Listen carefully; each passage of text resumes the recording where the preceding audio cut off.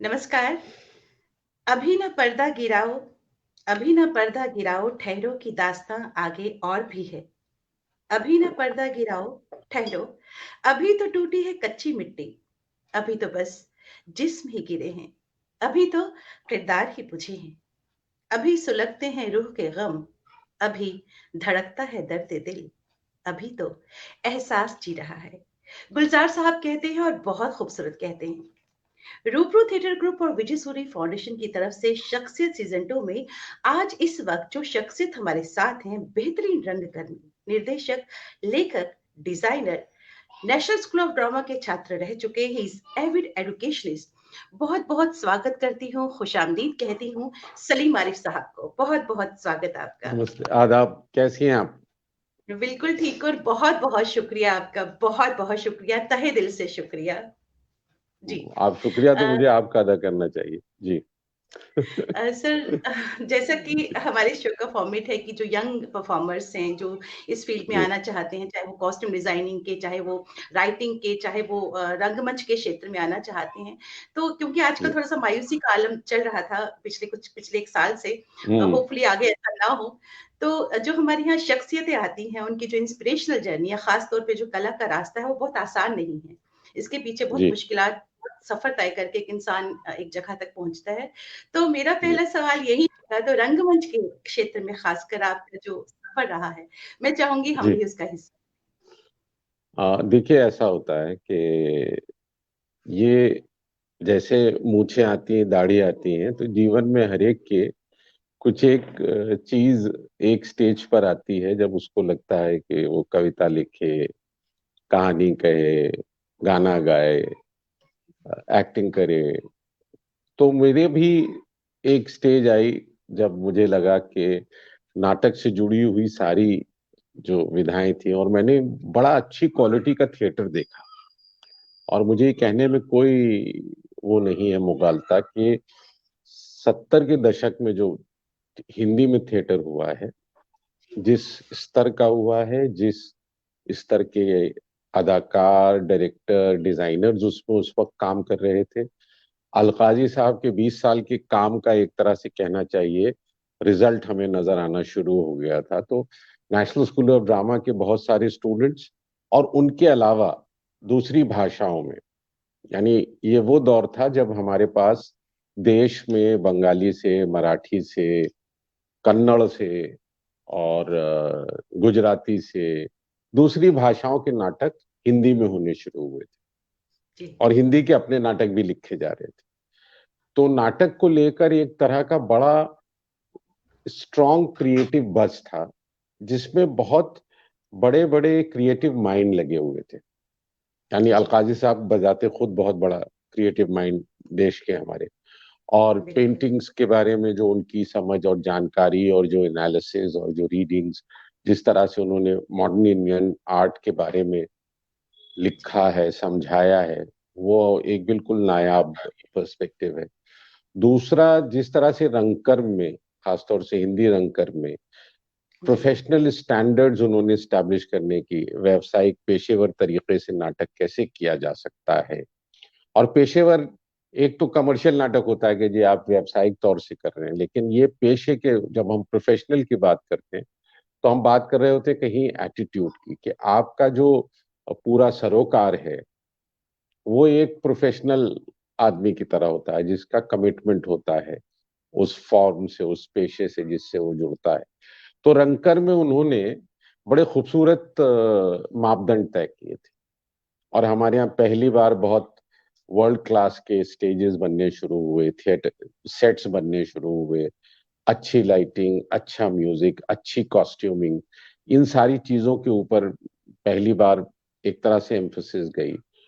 बड़े स्तर पर पारसी नाटकों में होता था, उसका एक अलग आयोजन था भव्यता का, लेकिन जो अलकाजी साहब ने जब नेशनल स्कूल ऑफ ड्रामा का, तो 60s की जो परंपराएं थी, जी और उसमें बड़े बड़े लोग थे, बादल सरकार थे, गिरीश कार्नाड थे, मोहन राकेश थे, ये वो लोग थे। आदि रंगाचार्य के नाटक भी आ रहे थे, उसके अलावा बहुत सारे नए, डॉक्टर शंकर शेष जैसे लोग लिख रहे थे, सुरेंद्र वर्मा जी नाटक लिख रहे थे। तो नाटक लिखने के लिए तरफ भी हिंदी में एक बड़ा नया रुझान आ गया था, और देश की दूसरी भाषाओं में भी, कन्नड़ में लंकेश साहब थे, कंबार साहब थे, इन सब के नाटक आ रहे थे। और नॉन हिंदी रीजन के लोग हिंदी में काम कर रहे थे और हिंदी वाले नॉन हिंदी में। तो बीवी कारन साहब, जो हमारे बहुत जाने माने रंगकर्मी, कारन जी लखनऊ आए और उन्होंने हैवदन नाटक किया हिंदी में, 70s में, 74 में शायद किया था लखनऊ में। तो वो, उससे पहले माया गोविंद जी, राम गोविंद जी, वहाँ बड़ा मशहूर तेंदुलकर साहब का नाटक है मराठी का, खामोश अदालत जारी है, उसमें माया गोविंद जी ने रोल किया था। जानी मानी कवियत्री हैं, अभिनेत्री हैं, बहुत बड़ा हिंदी का नाम है वो। तो माया जी, राम जी ने वहां पे परंपरा शुरू की। उससे पहले प्रोफेसर सत्यमूर्ति पूरा एक ग्रुप बना चुके थे। तो मैं जब यूनिवर्सिटी में गया, 77-78 की बात है, जी। तो मैं पेंटिंग करता था। मुझे कुछ राष्ट्रीय स्तर के पुरस्कार मिले थे पेंटिंग में, और मैं पेंटिंग में मेरा बड़ा इंटरेस्ट था। और तभी मैंने ये नाटक देख लिए। बंसी कौल साहब आए थे आला अफसर करने लखनऊ में, नौटंकी स्टाइल में उन्होंने किया था, लखनऊ के कलाकार लेके। वो बहुत अच्छा प्रोडक्शन था, और मुझे जिस स्तर का बना था, तो मुझे लगा था इतनी फिनिश और पॉलिश के साथ प्रेजेंटेशन अपने आप में बहुत मजा दे रहा था। अलकाजी साहब के डायरेक्ट किए हुए 3 नाटक रिपर्टरी कंपनी के, वो देखे। उसके अलावा रंजीत कपूर साहब का काम देखा, M.K. रैना साहब का काम देखा। बंसी भाई तो लखनऊ आते ही रहते थे। तो मुझे ये लगा, पंकज कपूर साहब आए हमारे साथ प्ले करने, तो उन सबको देखकर ये लगा कि ये वो लोग हैं जिनकी समझ और जिनकी जानकारी और जिनकी अप्रोच काम की तरफ, वो बहुत फर्क है। और जी। वो जो एक नजरिया था चीजों को देखने का, दिखाने का, प्रेजेंट करने का, मुझे वो सब ने बहुत एक तरह से इन्फ्लुएंस किया। फिर हबीब हबीब तनवीर साहब के नाटक देख लिए मैंने 2-3। तो मुझे लगा ये तो कुछ अलग ही अद्भुत चीज देख ली मैंने। उसके बाद रतन थियम साहब का नाटक देखा, गुरुभंगम, वो उसका एक अलग मजा आया। पनिक्कर साहब आए तो वो कुछ और बात कर रहे थे। तो मुझे लगा ये ऐसी विधा है जिसमें मेरी रुचि की सारी चीजें हैं, कविता है, पेंटिंग है, उसके साथ एक खास तरह की एनर्जी है, वाइटैलिटी है। और मुझे लगा मेरा जो थिएटर डिजाइन और डायरेक्शन और इसको लेकर जो बात कहने का एक अंदाज है, मुझे थिएटर में वो समग्रता नजर आई। जैसे सभी जानते हैं कि इट्स कॉम्पोजिट आर्ट फॉर्म, तो थिएटर की मुझे वो बड़ी अट्रैक्टिव लगी बात। और मुझे लगा कि नहीं, मुझे भी नेशनल स्कूल ऑफ ड्रामा जाना चाहिए। तो मैं लखनऊ में BA करने के साथ साथ, खत्म हो रहा था, तो भारतीय हिंदू नाट्य अकेडमी ज्वाइन की मैंने, 1 साल वहां किया, और उसके बाद नेशनल स्कूल ऑफ ड्रामा में मेरा सिलेक्शन हो गया। और वो राष्ट्रीय नाट्य विद्यालय में सिलेक्शन होने के पीछे भी कारण शायद कुछ ऐसा था कि मेरा डिजाइन में भी इंटरेस्ट था, मेरा काम थोड़ा बहुत देख चुके थे लोग, और मेरा पेंटिंग का बैकग्राउंड था, मेरा एक लिटरेचर का बैकग्राउंड था, मैंने BA किया था अंग्रेजी लिटरेचर से। तो वो सारी बातें जो थी वो कहीं जुड़ गई, और मैं उसमें गया। और उससे पहले जहां से मैंने शुरुआत की, वो जो सभी करते हैं कि नाटक का, मैं आपको बताऊं, मैंने पोस्टर बनाने से शुरुआत की नाटक की। फिर क्राउड सीन में ढकेल दिया गया कि यार लोग कम है, खड़े हो जाओ, तो हम खड़े हो गए जाके। फिर सडनली 3 महीने बाद डायरेक्टर के कृष्ण नारायण कक्कड़ साहब और सूर्य मोहन कुलश्रेष्ठ साहब, इन्होंने मुझे कहा, कक्कड़ साहब ने, कि आपको ये रोल करना है। और मेरा एक्टिंग से दूर दूर ताल्लुक नहीं, मैं स्टेज छोड़ छोड़ के भागता था, मुझे डर लगता था, और मुझे ताज्जुब होता था कि ये MP दास साहब इडिपस की इतनी लाइनें कैसे याद कर सकते हैं, how can you remember so many dialogues. और ये जो रिहर्सल का पूरा प्रोसेस है, तो याद करके फिर एक्ट करना, तो वो सारा एक जो पूरा प्रोसेस था, वो मुझे बड़ा एक्साइटिंग लगता था। तो मैं शाम को पढ़ाई करते करते थोड़ा रिफ्रेश होने के लिए रिहर्सल पे चला जाता था, पास में होती। तो रिहर्सल देखकर मुझे थोड़ा आनंद आता था, मजा आता था। इधर जाओ, अब ये डायलॉग ऐसे बोलो, डायरेक्टर को देखता था काम करते हुए। तो उन सब से एक रुझान बना। और उसके बाद नेशनल स्कूल ऑफ ड्रामा। अब मेरी समस्या जो सबसे बड़ी थी, वो बड़ी दूसरी थी। वो ये थी कि मैं जिस परिवार से आता हूँ उसमें दूर दूर तक कला से किसी का कोई संबंध रहा नहीं है। जी। यानी मेरे पिताजी इंजीनियर, जमींदार घराना, यूपी लखनऊ। तो वो उसमें पिताजी इंजीनियर थे, मेरे बड़े भाई इंजीनियर बने, मेरे उनसे छोटे भाई मुझसे बड़े वो डॉक्टर बने। तो सारा फोकस मेरे ऊपर आ जाता था कि ये दो तो बहुत ठीक, ये क्या कर रहे हैं। और जाहिर है कि मेरे पास बताने को क्या होता था। और ये वो दौर था तब नेशनल स्कूल ऑफ ड्रामा को तो आज लोग बहुत इज्जत से देखते हैं, क्योंकि ये सारे एक्टर इरफान, पहले सिर्फ नसीर भाई का एक नाम थोड़ा बहुत आता था, उनको भी उस वक्त कोई बहुत ज्यादा लोग नहीं जानते थे। जी। तो वो क्योंकि वो फिल्में वो मेन स्ट्रीम की नहीं थी, पॉपुलर नहीं थी, तो वो उस तरह से मंथन और अंकुर, श्याम बेनेगल साहब की फिल्मों में निशान से उन्होंने काम किया। तो ओमपुरी जी और नसीर भाई ये दो ऑफ बीट फिल्मों के रियलिस्टिक एक्टिंग के स्टार हो गए। तो वो सबके इंस्पिरेशन भी थे एक तरह से, और नेशनल स्कूल ऑफ ड्रामा की होने की वजह से सब अपनी तरह से जोड़ते भी थे। तो वो थोड़ी पहचान थी। लेकिन एक्चुअली क्या ट्रेनिंग होती है वहां पर, क्या तैयारी 3 साल में क्या सिखाते हैं और कैसे सीखते हैं और क्या होता है, इसकी किसी को कोई जानकारी नहीं थी। अभी तो अभिनेताओं की वजह से वो पहचाना जाता है, मगर उस वक्त स्टेज क्राफ्ट और डायरेक्शन पे भी बहुत एम्फेसिस थी। और वो सारे लोगों को अलकाजी साहब ने बाकायदा उन विधाओं में एम्फेसाइज करके ट्रेन किया था। तो वो जी। स्पेशलाइजेशन के थ्रू निकले थे लोग, वो सारा तो मैंने, वो सारा हुआ मेरे साथ। और वहां से नेशनल स्कूल ऑफ ड्रामा में ऐसे समय पहुंचा जब बीएम शाह साहब डायरेक्टर थे। कारण जी भोपाल जा रहे थे वहां रंगमंडल के निदेशक बन के, और बीएम शाह साहब एक्टिंग डायरेक्टर थे। फिर बाद में वो फुल टाइम डायरेक्टर बने, और मेरा सारा कोर्स बीएम शाह साहब की डायरेक्शन, जब वो डायरेक्टर थे बने। फिर मोहन महर्षि जी आए। तो मोहन जी ने मुझे जरूर बहुत इनकरेज किया। मोहन महर्षि जी का मेरे जीवन में बहुत इम्पोर्टेंट रोल रहा है, क्योंकि उन्होंने मुझे बहुत सारा कॉन्फिडेंस दिया स्कूल में बुला के। और उससे पहले मुझे एक स्कूल ने फेलोशिप दी, जो मैंने पहली फेलोशिप थी अपनी तरह की, क्योंकि उससे पहले सबको स्कूल में या तो काम करना पड़ता था या रंगमंडल में करना पड़ता था। तो मैंने इस फेलोशिप ली थी कि मैं कारण जी, हबीब तनवीर साहब, पनिक्कर साहब और रतन थियम साहब के जो रीजनल थिएटर का काम है, उनकी टीम में उनकी जगह रहकर देखना चाहता हूँ कि वो लोग कैसे रीजनल चीजों को अपने नाटकों में इस्तेमाल करते हैं। जी। और वो जो इंटरेक्शन बिटवीन ट्रेडिशनल एंड पारंपरिक, और जो हमारा आधुनिक रंगकर्म है, उसके बीच जो रिश्ता बन रहा था उसको, तो वो उसको ही एक तरह से फेलोशिप मुझे दी थी उन्होंने। और मैं उनकी ट्रुप में जाके रहा हबीब साहब के। तो सब जगह किसी के यहाँ 3 महीने, किसी के यहाँ 2 महीने, किसी के यहाँ 1 महीने। पनिक्कर साहब के साथ ज्यादा रहा, हबीब साहब के साथ ज्यादा रहा, क्योंकि रतन दा के साथ हम ऑलरेडी एक प्रोडक्शन कर चुके थे मणिपुर में रह के। तो मुझे वो आभास भी था, मुझे जानकारी भी थी कि वो कैसे करते हैं काम। उन्होंने हमारे साथ ही एक पूरा नाटक किया था अंदर। और कारण जी को मैं देख चुका था, फिर कारण जी के लिए भोपाल गया, वहां रहा। तो वो एक पूरा जो एक सिलसिला बना, उस सिलसिले से थोड़ी और दिशा खुली। फिर मोहन महर्षि जी ने स्कूल मुझे बुलाया। तो नेशनल स्कूल ऑफ ड्रामा के 25 साल पूरे हो रहे थे, तो उसकी एग्जीबिशन मुझे डिजाइन करने की जिम्मेदारी थी।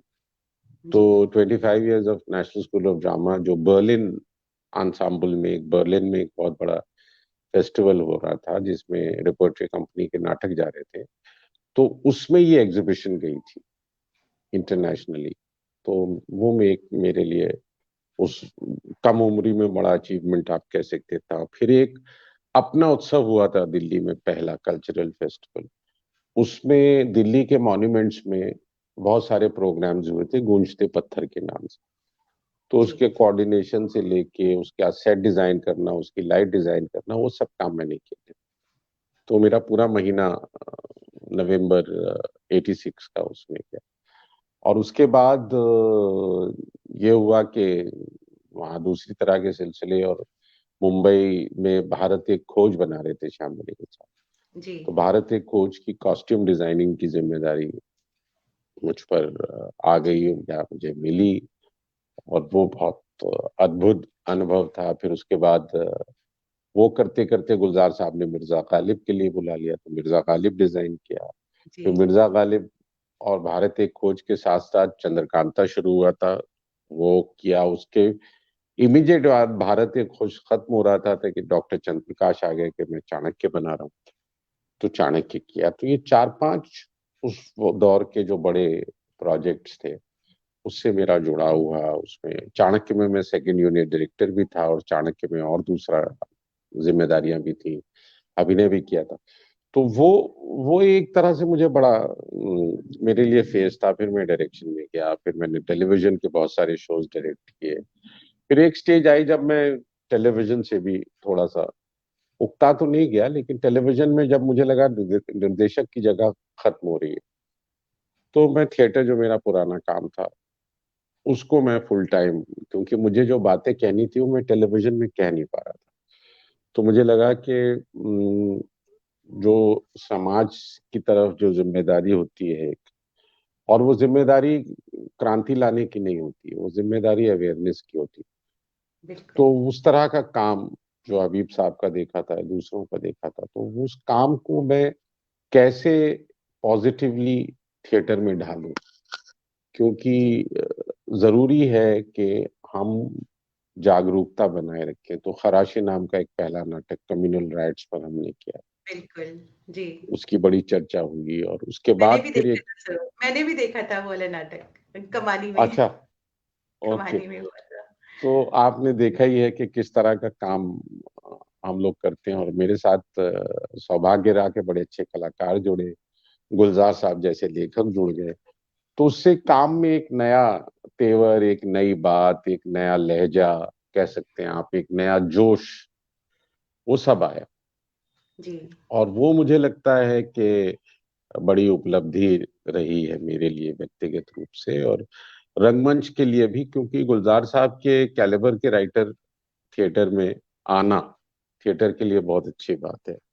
बिल्कुल। अतुल कुलकर्णी, यशपाल शर्मा, अनूप सोनी, लुबना, ये सब थिएटर के एक्टर्स हैं। जी, फिल्म में नाम कमा रहे हैं, टेलीविजन में नाम कमा रहे हैं, मगर थिएटर के ही एक्टर थे, वैशाली ठकर। तो इन सब जी, ने जब हमारे साथ काम किया तो उसका एक अलग मजा आया। अच्छे अभिनेता हो, अच्छे कंटेंट हो, तो फिर डायरेक्टर के लिए दूसरी चीजें बहुत आसान होती है। और उसमें टीना वाक़ई। बोपाया जी ने हमारे लिए बड़ी बड़ी पेंटिंग्स बनाई थी, अगर आपको याद है। तो वो एक बड़ी अजीबो गरीब बात थी, क्योंकि उनका फोन आया मेरे पास कि आप सुना ऐसा कुछ कर रहे हैं। अखबार में जब फोटो न्यूज छपी फोटो के साथ कि ये हम लोग करने वाले हैं, तो उनका फोन आया कि मैंने पेंटिंग्स बनाई हैं, आप देख लें। और वो फिर जाहिर है कि, तो इस तरह से एक रास्ता बना। फिर उसके बाद आपके काम का, फिर मैंने सोनाली बेंद्रे और फारूक साहब के साथ, फारूक शेख साहब के साथ आपकी सोनिया नाम का नाटक किया, जो हुँ, तुम्हारी अमृता का पार्ट टू था, सीक्वल था। जी। हुँ, तो वो करके देश विदेश में घूमे। न्यूयॉर्क में मैं गया, बारह खराशे जैसा नाटक न्यूयॉर्क में हुआ। गालिब पर एक शो किया, गालिब नामा, वो बहुत जगह किया हमने। तो कुल मिला के बड़ी एक्साइटिंग सी जर्नी रही हमारी। देश में शो कर जी, रहे हैं, विदेश में कर रहे हैं। पिछले 5 लास्ट ईयर हमारा कच्चेले में गया था यूएस। उससे पहले मैं 4 साल तक म्यूजिक डायरेक्टर्स पर शो कर रहा था। 1 साल गालिब का टूर किया था मैंने, अपने मिर्जा गालिब शो का। 1 साल मदन मोहन जी पर शो था। 1 साल मन्ना इन पे सचिन देव बर्मन साहब पे शो था। 1 साल शंकर जयकिशन जी पे शो था। तो ये सारे शोज को मैं एंकर और प्रेजेंट कर रहा था, तो वो भी एक दूसरी तरह का काम हो जाता है जिसको आप मजा लेते हैं। या खजाना, कभी यहाँ गजल फेस्टिवल होता है, पंकज जी, उदास जी जी, करते हैं, जी, वो मैं उससे जुड़ा रहता हूँ। तो थिएटर के अलावा भी बहुत सारे काम हैं जो जी, होते हैं। जी, और ये यात्रा जाहिर है कहीं ना कहीं नेशनल स्कूल ऑफ ड्रामा का एक उसमें रोल रहा है कि मैं वो सब कर पाया। जी, बिल्कुल। तो जो बात अ, समझने की है वो यही है कि ये छोटी सी रंग यात्रा है मेरी, मगर उसमें बहुत सारा काम कर पाया, वो बहुत बड़ी बात है मेरे लिए। जी। बिल्कुल सर, बिल्कुल सर। हमारे साथ बहुत सारे एस्टीम्ड व्यूअर्स जुड़ चुके हैं, मैं उन सभी का वेलकम करना चाहूँगी। मालविका हाँ जोशी ना, जी हमारे साथ जुड़ चुकी हैं, जो एक हाँ ना। बेहतरीन रंगकर्मी हैं, लेखिका हैं, कवित्री हैं और आकाशवाणी के नाटकों से जुड़ी हुई हैं। डॉक्टर सरला मेहता हमारे साथ जुड़ी हैं, डॉक्टर हैं और आकाशवाणी के नाटकों से जुड़ी हैं। संध्या गुप्ता जी अच्छा जम्मू से हमारे साथ जुड़ी हैं सर, फैशन डिजाइनर हैं, सोशल वर्कर हैं। योगेंद्र दुबे जी हमारे अच्छा साथ जुड़े हैं। हमारे अच्छा। साथ युवराज सर हमारे साथ जुड़े हैं, बहुत बहुत अरे स्वागत युवराज युवराज भाई, सर। हमारे बड़े जी अजीज सीनियर जी। जी। और जगजीत सरीन जी हमारे साथ जुड़े हैं, वरिष्ठ रंगकर्मी हैं, बहुत बहुत स्वागत जी करती नाम हूँ। सुना मैंने आप। सरिता जी हुसैन जी मुंबई से हमारे साथ जुड़ी हैं, बहुत बहुत स्वागत करती हूँ मैं उनका। रंगकर्मी जी हैं, लेखिका हैं, बहुत बहुत स्वागत। जी जी जी सुरेंद्र जी गोयल जी जम्मू कश्मीर से हमारे साथ जुड़े हैं, बेहतरीन रंगकर्मी हैं, जम्मू कश्मीर में एक बहुत बड़ा नाम। जी हमारे साथ जय नारायण जी हमारे साथ जुड़े हैं, बहुत बहुत स्वागत। हमारे साथ सुचित्रा गुप्ता जी जुड़ी हैं, जो एक बेहतरीन रंगकर्मी हैं, दिल्ली रंगमंच में एक नाम रहा है उनका, नाम है नाटकों, जी। आकाशवाणी के नाटकों से जुड़ी हैं, और फिल्मों से जुड़ी हैं। हरविंदर कौर बबली जी हमारे साथ मस्कट से जुड़ी हाँ, हैं, क्या बात बहुत है। बहुत स्वागत। इन सब का बहुत बहुत मेरी तरफ से आप सबका मैं बहुत शुक्रिया अदा करता हूँ कि आपने ये वक्त निकाला, और मुझ जैसी नाचीज के लिए ये वक्त निकला ही बहुत बड़ी बात है मेरे लिए। बड़े सम्मान की बात है कि बहुत सारे ऐसे सीनियर लोग जो वाकई रंगकर्म को अपना सब कुछ दे चुके हैं, वो जुड़े हैं, ये सर बहुत बड़ी बात है मेरे लिए। बलवंत सर हमारे साथ साउथ अफ्रीका से जुड़े हैं, हमारे जम्मू कश्मीर में एक बहुत बड़ा नाम हाँ तो है। जानता जम्मू कश्मीर क्या सर, अब तो पूरे हूँ इंडिया में बलवंत। इनका नाम है। जैसे हमारे हमारी बहुत बड़ी, एक तरह से कहना चाहिए, जम्मू के अलावा नॉर्थ इंडिया के पूरे थिएटर पर उनका बड़ा असर है। और बिल्कुल सर। बलवंत ठाकुर साहब बड़ा नाम है। मैं जब से स्कूल गया हूँ तब से नाम सुनता रहा हूँ, तो ऐसा हमारे लिए नए नहीं है। हमारे लिए देश की बड़ी इज्जत है कि मतलब हमारे लिए बड़ी इज्जत की बात है कि वो देश का प्रतिनिधित्व वहाँ कर रहे हैं साउथ बिल्कुल अफ्रीका में। बिल्कुल और सर। बहुत अच्छा काम किया। नटरंग जैसी वाह। संस्था को उन्होंने जो इतने साल चलाया, और जिस तरह का टैलेंट उनके यहाँ से आया है। देखिए, हम सब कहीं ना कहीं नटरंग जैसी संस्थाओं की पैदावार है। हमारे संस्कार जो बनाए हैं वो ऐसी संस्थाओं ने बनाए। तो ये बिल्कुल बहुत बड़ा कंट्रीब्यूशन है हमको। ये किसी इंस्टीट्यूशन से कम कंट्रीब्यूशन नहीं है इन ग्रुप्स का। दर्पण हो, नटरंग हो, मेघदूत था हमारे।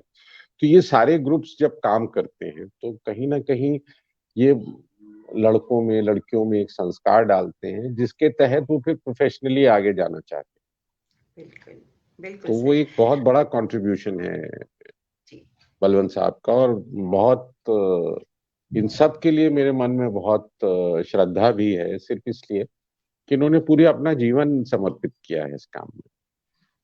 जी युवराज भाई हैं, दूसरे लोग हैं, तो जिनका आप नाम ले रही हैं सारे बैठे, मैं सर। एक एक करके नाम नहीं ले सकता, लेकिन ये कि सर अनीस अनीस सर जुड़े मुझे हैं हमारे पता है। जी। साथ। सतीश आनंद सर हमारे साथ जुड़े हैं, अरे सतीश बहुत जी, बड़ा अब नाम। बताइए, बलवंत ठाकुर साहब, सतीश आनंद जी, इनके बिना हमारे आधुनिक भारत का जो हिंदी रंगकर्म है, जम्मू पटना, इन लोगों के सही जो बीज बोए हुए हैं सही में। 70s में और 80s में और 90s में, ये जो पिछले 40 साल 50 साल का जो इतिहास है हिंदी, आधुनिक हिंदी रंगकर्म का, उसके ये सब लोग बड़े बड़े बड़े स्तंभ हैं, पिलर्स हैं। ये बहुत दुखदाई बात है कि हम जब बातें करते हैं तो हम वो जो एक खास तरह की मोहर लगाए हुए डायरेक्टर्स के बारे में चर्चा करते हैं। मैं मुझे किसी से कोई गिला शिकायत उस बारे में नहीं है, लेकिन मैं उनको बोलता हूँ, आईएसआई मार्का जो डायरेक्टर हैं, वो 12 से ज्यादा तो हुए नहीं है देश में, हम सब तो पैदा ही नहीं हुए। तो वो 8 12 डायरेक्टर ही हैं जिनके बारे में घूम घूम के चर्चा होती है, 15 किताबें आती है। मगर सतीश जी का, बलवंत जी का, युवराज भाई का, इन सब का अपनी अपनी तरह से बहुत बड़ा कंट्रीब्यूशन है, एजुकेशन में है। थिएटर थिएटर बिल्कुल का काम सिर्फ परफॉर्म करना नहीं होता। यस ये बहुत यस। गलत फहमी है कि आप चूंकि रंगकर्मी हैं तो आप नाटक करते जा रहे हैं। पर किस स्तर का नाटक किया है, क्या कंट्रीब्यूशन है उस नाटक में, कुछ गहराई थी सोच की कि व्यसन के तौर पर आपने किया। मुझे तो बहुत सारा ही रंगकर्मी, मैं नाम नहीं लूंगा, लेकिन जब वो कहते हैं जी 40 साल से कर रहे हैं, तो 40 साल से घटिया थिएटर कर रहे हैं या खराब थिएटर कर रहे हैं, वो अपने आप में थिएटर कर रहे हैं, उसकी मैं बहुत इज्जत करता हूँ, इसमें कोई शक नहीं है। तो 50 60 नंबर तो आप उनको वैसे ही दे दीजिए कि इन्होंने थिएटर किया है। लेकिन वो 60 से 85 वाले जो नंबर हैं, उसमें मुझे इतराज होता है। तो मैं मुझे वहां ये लोग बहुत महत्वपूर्ण लगते हैं, क्योंकि इन्होंने बहुत सारे ऑड्स के अगेंस्ट काम किया। देखिए ये सब एक तरह से रास्ते बनाने वाले लोग हैं, वेरी जिसपे ट्रू। हमारे जैसे लोग चले। तो सतीश जी ने, बलवंत जी ने, इन लोगों ने, युवराज जी ने सोसाइटी में वो रास्ता बनाया कि हम रंग कर्म की तरफ जा सकें। ये वाकई। बात बहुत महत्वपूर्ण, और मैं, मुझे बहुत अच्छा लग रहा है कि वो लोग हैं जिनके बहाने मैं ये बात कह पा रहा हूँ, क्योंकि लोग मेरी ही बात करते हैं। अब जैसा मैंने आपसे कहा कि अब मैं थोड़ा सा गुरेज करता हूँ इस बात से कि यार कितने साल बताऊं मैंने नाटक कैसे शुरू किया, क्योंकि अब वो हो गया फेज, जी। उसके बाद की भी चीजें तो वैसे ही ये है। लेकिन ये आज, क्योंकि सब मुझसे मेरे बारे में ही बात करते हैं, दूसरे डायरेक्टर्स दूसरे लोगों के बारे में बात नहीं करते, जबकि मुझे लगता है उन लोगों का बहुत, बंसी कौल साहब का बड़ा जी। कंट्रीब्यूशन है, एम जी। के रैना साहब का बहुत बड़ा कंट्रीब्यूशन है। इन्होंने देश के अलग अलग कोनों में घूम के नाटक किए। रंजीत कपूर साहब का हिंदी में पॉपुलर थिएटर करने के लिए, खासतौर पॉपुलर में इसलिए कह रहा हूं कि प्रबुद्ध थिएटर तो बहुत लोग करते हैं, पॉपुलर थिएटर हर एक के बस का नहीं है। रंजीत भाई ने पॉपुलर थिएटर में जो मापदंड स्थापित किए, जो लैंडमार्क्स किया है, जैसे उनके नाटक हुए, बेगम का तकिया, मुख्यमंत्री, और जो उनके नाटक, जो भी नाटक करते हैं, उसमें जो एक उनका एक खास अंदाज होता है प्रेजेंटेशन का, तो वो बड़ी अच्छी बातें, मजेदार बातें बिना प्रबुद्ध बने आप तक पहुंच जाती है। तो वो मुझे बड़ा आकर्षित करता है। लेकिन अब उनका भी रिकॉग्निशन मुझे लगता है जितना बड़ा होना चाहिए था उतना नहीं हुआ है रंजीत कपूर साहब का नाटक में, क्योंकि वो बहुत बड़ा कंट्रीब्यूशन है। मतलब थिएटर में हाउसफुल का बोर्ड लगा हो और आपको टिकट्स ना मिल रहे हो, ऐसा कभी ऐसे नहीं हुआ। नाटक बिल्कुल। देखे हैं मैंने। बिल्कुल। सो आई एम सेइंग, मुझे उन सब के लिए बड़ी इज्जत है। मनोहर भाई, जैसे मैं जी। एक और जिक्र कर रहा था जी। कि जब मैं गया रिपर्टरी का सैया भाई कोतवाल देखने, हम्म। तो मनोहर भाई दरवाजे पे खड़े टिकट फाड़ रहे थे। आप इमेजिन कीजिए, मनोहर सिंह, रिपर्टरी चीफ, वो टिकट। एम्स के थिएटर में बाहर खड़े हुए टिकट फाड़ रहे थे, और उन्होंने देखा, मुस्कुराए, टिकट फाड़ा, बोल कर आए हो या वैसे ही आए हो, मतलब क्लास से भाग के आए हो कि बोल के आए हो कि आ रहे हो नाटक देखने, बिकॉज हम फर्स्ट ईयर में थे। तो इस तरह का रिश्ता भी था। लेकिन ये कि अब उन्होंने अपनी पूरी जवानी दे दी, सुरेखा जी ने, उत्तरा जी ने, इन लोगों बिल्कुल। ने पूरा यूथ दिया है अपना थिएटर को। तो ये आसान काम नहीं है। ये नहीं। ये ये आज हम क्रिकेटर्स को सर पे बिठाते हैं, हम स्पोर्ट्स की बात करते हैं कि साहब इन्होंने, इन सब ने भी देश के लिए बहुत किया है। मगर हमारी समस्या ये है कि हम थिएटर को, मुझे जो दर्द है बहुत बड़ा वो ये है सच कि में। हमने रंगकर्म को कभी समाज में वो स्तर बढ़ाने की तरफ कोशिश नहीं की। और उसकी सारी गवर्नमेंट एजेंसीज, और मुझे सारी शिकायत इसी बात से होती है कि आज भी रंगकर्मी को थर्ड क्लास स्लीपर से ऊपर के काबिल नहीं समझा जाता।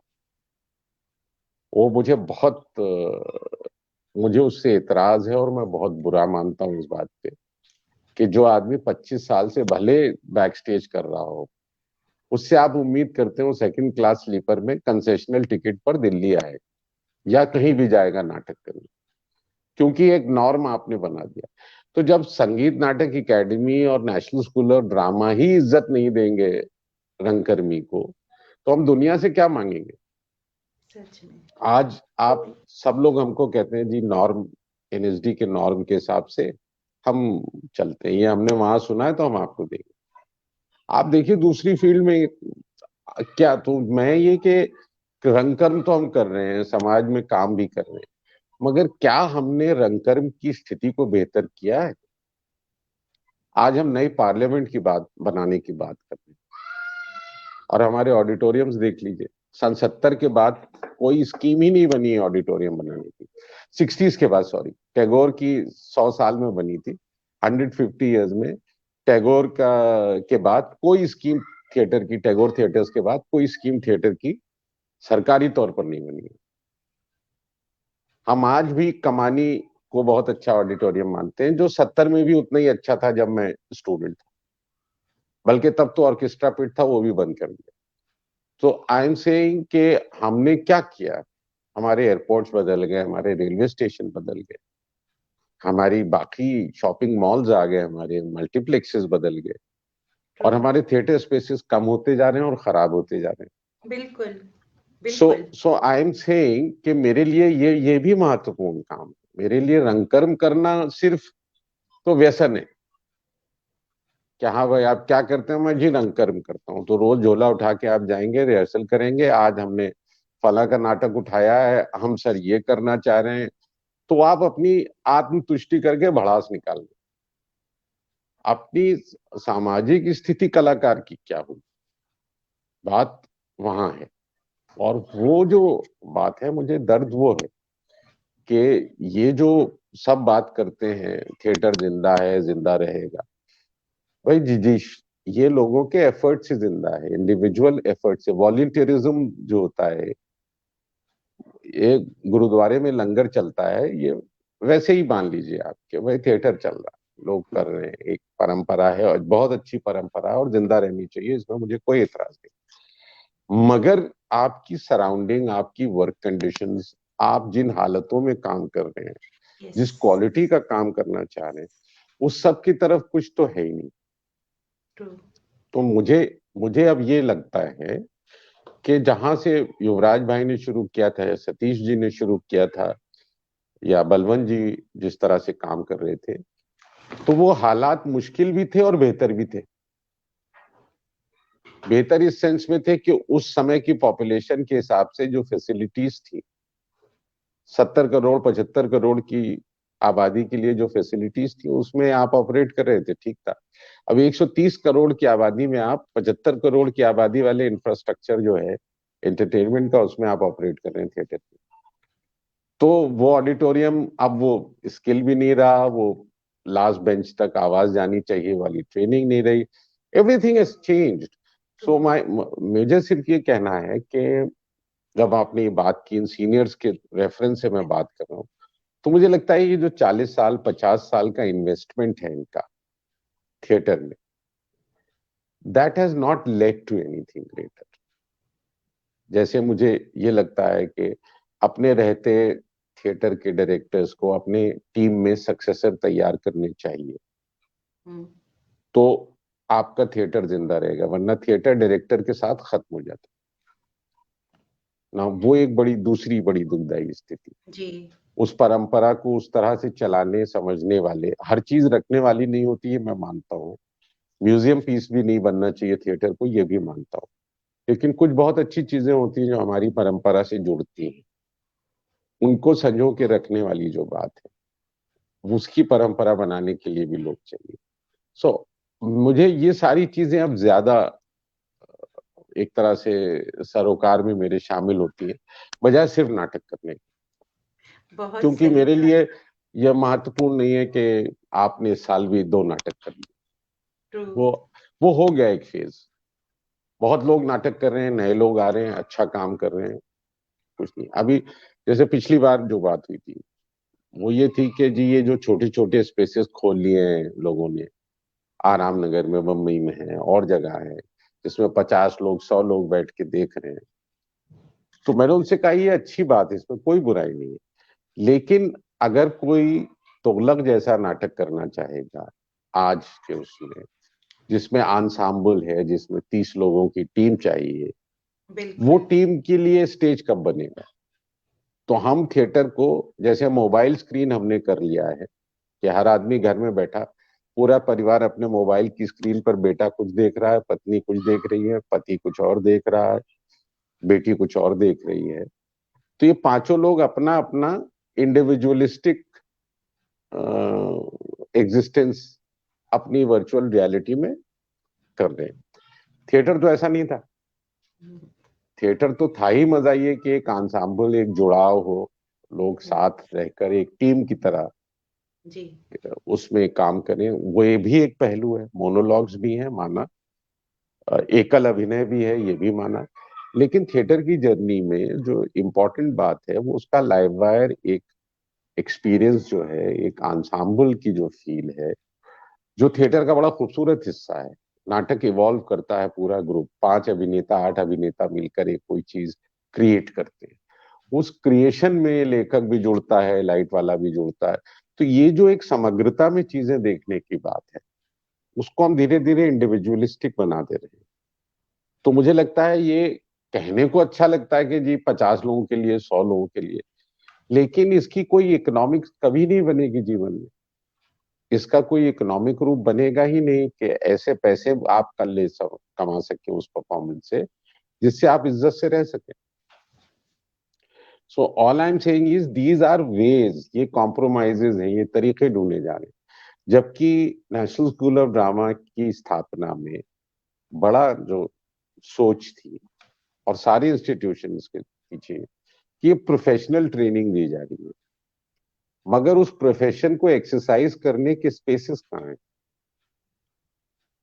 और मैं रिपोर्टरी कंपनीज कहाँ हैं। आप दुनिया के किसी भी मुल्क में जाइए, एडवांस्ड यूरोप में जाइए, दूसरा सो कॉल्ड एडवांस्ड मुल्क में, तो वहां हर स्टेट में, हर बड़े शहर में उनका अपना एक ऑर्केस्ट्रा होता है, म्यूजिक होता है, न्यूयॉर्क फिलहार्मोनिक है, उसके साथ थिएटर की ब्रॉडवे जैसी जगह है, उसमें एक्टर 3 सीजन लेके पूरा 2 महीने तक एक नाटक खेला जाता है, और वो आप जाके रोज शाम को देख सकते हैं उस एक्टर को वहां परफॉर्म करते हुए, और बड़े बड़े अभिनेता समय निकाल के करते हैं। हमारे यहाँ आपको 2 दिन के लिए ऑडिटोरियम मिलता है। अब उस 2 दिन में आप सेट लगाएंगे, ये करेंगे वो सब, ना तो आपका टेक्निकली कोई बहुत बड़ा काम हो पाता है, ना आप उसका कोई एक सीरियस पका हुआ काम दर्शक तक कई दफा पहुंच पाता है। तो वो इतनी सारी 40-45 दिन की मेहनत एक या दो शो में खत्म हो जाती। तो हमने जो स्थितियां बनाई हैं काम की, उसमें इन सब चीजों पर कभी बहुत बैठ के सोचा भी नहीं है, और इस पर उस तरह से चर्चा भी नहीं की है। हमने हमेशा प्र, प्रबुद्धता के बारे में थिएटर की बात की है। तो उसका जो प्रबुद्ध पक्ष है वो मुझे लगता है कि उस पर बहुत ज्यादा एम्फेसिस नहीं है। तो वो कविता वाले वैल्यूज को, हम पोइट्री की वैल्यूज को हम थिएटर में लाना चाहते हैं, वो अच्छी बात है। मगर थिएटर का जो एक कलेक्टिव जॉय का एक्सपीरियंस है, हमारी परंपरा क्या है? हमारी परंपरा तो थाली खाने की है ना, उसमें 9 रस होने चाहिए।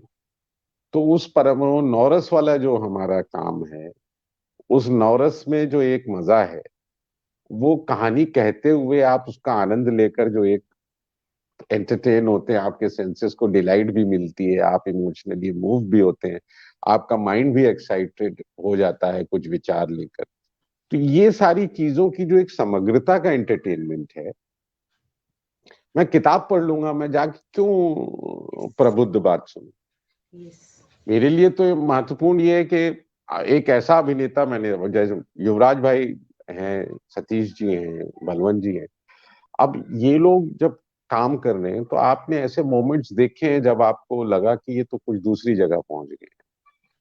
तो वो जो एक एबिलिटी है, जैसे मैं आपको बड़ा मोटा उदाहरण दूं, बेगम का तकिया एक नाटक, जी, जी, या मुख्यमंत्री एक नाटक, गंजी का, जी। उसमें पंकज कपूर साहब क्राउड में काम करते। तो एक बेगम, अब चूंकि वो वहां हो रहा था ऊपर स्टूडियो थिएटर में, तो वो आवाज करने वाली उन्होंने चप्पल पहनी थी, और वो एक सीन में आए एस्टेब्लिश करके कि भाई ये चप्पल इनकी है। उसके बाद उन्होंने ऐसे मोमेंट्स ढूंढे कि वो साथ के कमरे में चल रहे, तो वो साउंड ट्रैक का हिस्सा बन के उन्होंने अपनी प्रेजेंस नाटक में बनाई। या रंजीत भाई के बेगम का तकिया में वो मेंटली रिटार्डेड उसका एक रोल करते थे, गांव का एक लड़का जो, so he created his presence and did that to the best of his ability. उनके लिए वो एक्सरसाइज भी उतनी बड़ी थी जितनी चोपड़ा वाला रोल था। या युवराज भाई वगैरह जब करते थे सीन, तो रोल छोटा बड़ा आपको लगता नहीं था। महाभोज में एक एक सीन के लिए आते थे अन्नू कपूर साहब और रघुवीर यादव भाई। रघु भैया को पहचानने में मुझे लगता था हर बार 5 मिनट की ये कौन है, फिर पता है ये तो रघु भैया। जिस तरह वो खड़े होते थे 80 साल के बूढ़े की तरह, वो आपको यकीन ही नहीं आता था कि ये सबरंग भी हैं उसमें, सैया भाई कोतवाल। तो ये जो एबिलिटी थी, या युवराज भाई यागो कर रहे हैं या दूसरे सैया भाई कोतवाल में, तो ये सारे लोग अपने जो चोला बदलते थे नाटक के साथ, निर्देशक के साथ, सतीश जी ने जो काम किया, बलवंत जी, तो ये जो एक एबिलिटी थी, उसका अपना मजा था। और कलेक्टिव जो टीम कामराडरी शेयर करती थी, यानी जो कश्यप साहब, रघुवीर यादव साहब, इन दोनों की जो केमिस्ट्री थी सैया भाई कोतवाल में, वो तो अनबिलीवेबल थी। अब वो जिसने देखा है वो भूल नहीं सकता उसको। या हमारे कुलकर्णी साहब जो बेगम का तकिया में रोल करते थे, या जो सलकर भाई, एक नाटक में बुंदू चाचा है, एक में हलिया हो रहे हैं और तीसरे में मुख्यमंत्री हैं। तो आपको यकीन नहीं होता था 3 शामों में देखने के कि ये वही तीन, एक ही एक्टर है ये तीन में। तो या राजेश विवेक साहब थे, अपनी तरह का एक खास जी, अंदाज था, लेकिन जी, उनकी बिल्कुल। थिएट्रिकलिटी भी किस क्वालिटी की थी। तो वो जो एक पूरा मजा था, वो आप उस अदा को देखने जाते थे। तो वो सारी बातें मैं इसलिए बोलता हूँ कि अब मुझे वो चीजें थिएटर में मिसिंग लगती है। मुझे वो रिगर मिसिंग लगता है, मुझे वो तैयारी मिसिंग लगती है। मुझे थिएटर में ये लगता है कि हाँ कर रहे हैं, क्वालिटी बहुत, क्वांटिटी बहुत बढ़ गई है, क्योंकि रंगकर्मी बहुत बढ़ गई। क्वालिटी को लेकर, इनोवेशन को लेकर, कंटेंट को लेकर जितना गहराई से सोचना चाहिए, जितनी गहराई से काम होना है, वो स्थितियां, और उसके लिए मैं रंगकर्मियों को ज्यादा ब्लेम ब्लेम नहीं देता हूँ, क्योंकि हमारी स्थितियां ऐसी बन गई हैं। पहले दिल्ली का ही उदाहरण ले लीजिए, श्री राम बेसमेंट ने एक्सपेरिमेंटल थिएटर को बहुत मदद की ट्रू। है, मगर वो अब नहीं है जगह में असर लोगों को। वैसी कोई दूसरी जगह बनाने की भी कोई कोशिश नहीं हुई सारे। और ये वो सारी फैसिलिटीज हैं जो उनके ओनर्स ने, ट्रस्ट ने लैंड को इसलिए लिया था कि हम जी थिएटर प्रमोट करेंगे। जी, आज आप उनका रेंट नहीं पे कर सकते। So I am saying, when you, अब मुझे ये सारी बातें ज्यादा महत्वपूर्ण लगती हैं बजाय एक नाटक करने की। मुझे लगता है ये समस्याओं पर भी चर्चा होनी चाहिए। और बिल्कुल सर, इसलिए मैं ये आपका प्लेटफॉर्म इस्तेमाल कर बिल्कुल, लिया, मेरा ये बिल्कुल मैं सर। इतनी देर से बोल रहा हूँ, सॉरी। अगर कोई नहीं सर, आपका बहुत प्रश्न, ज़रूरी सॉरी सॉरी है, सर। सर बहुत ज़रूरी है। मैं खुद ये जानना चाह रही हूँ कि सर सबसे मुश्किल इसलिए है कि ऑडिटोरियम जी से किराया इतना ज़्यादा है। अब वो जी पूरे दिन के लिए, हाफ डे के लिए तो कैसे थिएटर करें? जी हिंदी में जो जी नए लोग हैं, मौलिक नाटकों की अगर हम बात करें, नए जो नाटककार हैं नहीं आ रहे। तो सर इस जी, तरह की सबसे बड़ी बात तो ये रिहर्सल स्पेस का आपका 1 घंटे का इतना किराया है, कैसे अफोर्ड करेंगे सब लोग? जो वो सिर्फ है। थिएटर और दूसरा देखिए, उसमें रंगकर्मियों की भी थोड़ी सी बदमाशी है। मैं सॉरी कर रहा हूँ, इस्तेमाल कर रहा हूँ ये टर्म। लेखक का जहां तक संबंध है, तो जो हमारा रंगकर्मी है हिंदी में खास तौर से, उसको ना तो परमिशन लेने की जरूरत महसूस होती है राइटर से, ना इन्फॉर्म करने की। और करता भी है तो कुछ इस तेवर से करता है कि हम आपका नाटक कर रहे हैं। यानी वो राइटर पे एक तरह से राइटर को ऑब्लाइज कर रहे हैं, क्योंकि 200 में से उन्होंने आपका नाटक चुना है। और उस एटीट्यूड से वो रॉयल्टी देने की तो बात ही नहीं करता। और जो थिएटर में स्टेज पे पोछा लगाता है, उसको भी 500 रुपए दे देंगे वो, मगर राइटर को 200 रुपए देते हुए जान जाती है। तो ये शिकायत करना कि हिंदी में नए नाटक नहीं लिखे जा रहे हैं, उसके पीछे बहुत बड़ा कारण ये है कि हमने हिंदी के नाटककारों को वो इज्जत नहीं दी है, ना वो उनको ड्यू दिया है। मराठी में मुझे मालूम है कि अगर मेरा नाटक चल गया तो 1500 शोज होंगे। तो मैं नया नाटक लिखता हूँ और मुझे गारंटी होती है कि 100 शो तो होंगे, तो 100 शो की रॉयल्टी तो आएगी। गुजराती नाटक में भी यही है, जब प्रोड्यूसर कहता है मुझे गुजराती में नाटक ये दे दीजिए, तो उसको पता होता है कि ये 80-100 शो की रॉयल्टी उसके पास आएगी, जो भी उनका आपस में तय होता है। वो बिल्कुल, मेन स्ट्रीम थिएटर है, पॉपुलर थिएटर है, इंफीरियर घटिया थिएटर है, या अच्छा थिएटर है, इससे कुछ लेना देना नहीं। उसमें हर एक के पैसे तय हैं। और उसके लिए प्रोड्यूसर्स हैं जो वो रिस्क लेते हैं और वो नाटक करते हैं और नाटक चलते हैं। और लोग, बहुत पूरी जमात है गुजराती मराठी में जो सिर्फ नाटक पे जिंदा रहती है, मेरी जानकारी में, क्योंकि मैं मुंबई में रहता हूँ तो ऐसा है। हिंदी में ये स्थिति नहीं बन पाई, शायद बन पाती अगर हमारा हिंदी फिल्म और टेलीविजन का काम ऐसे शहर में होता जहाँ हिंदी भाषी क्षेत्र है, जैसे दिल्ली है या लखनऊ है। तो वहां पर ये संभावना थी कि दिन में आदमी फिल्म टीवी में काम करे, शाम को थिएटर में करे, तो उसकी जीवन भी ऐसी हो जाए जैसे परेश भाई की थी, या जोशी की है, मनोज जोशी की, या दूसरे हमारे दोस्तों की है गुजराती मराठी थिएटर के, कि वो तीनों भाषा में काम करते हैं। उनको, सचिन खेड़ेकर को कोई समस्या नहीं है, वो गुजराती भी करते हैं, वो मराठी भी करते हैं, वो हिंदी भी। भी करते परेश हैं। भाई को भी कोई समस्या नहीं, मराठी गुजराती हिंदी तीनों भाषाओं में बड़े कंफर्टेबली काम करते हैं, क्योंकि यही पले बने।